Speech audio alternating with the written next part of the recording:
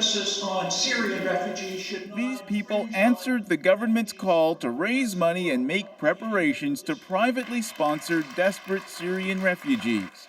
But they say once Canada surpassed its goal to resettle 25,000 Syrians by last month, processing of other Syrian refugee applications slowed to a crawl and in some cases stopped altogether. It's like this machine got revved up and now there's nowhere to go. And the other point I think that's important is all this money got raised and now it's just sitting there. Part of the problem, originally the government borrowed Canadian consular staff from other locations to speed up the processing of those 25,000 Syrian refugees, but then abruptly sent the staff back home once the target had been met. Also, Ottawa capped at 10,500 the number of privately sponsored Syrian refugees that would be accepted for the rest of this year.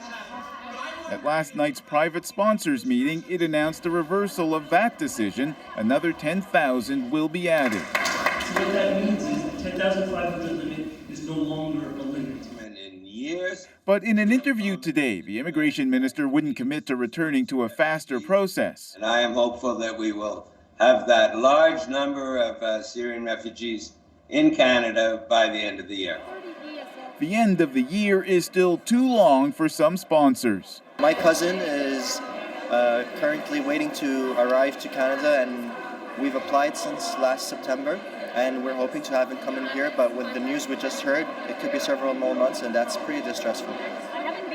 The private sponsors say now all they can do is wait and hope the government changes course again. Ron Charles, CBC News, Toronto.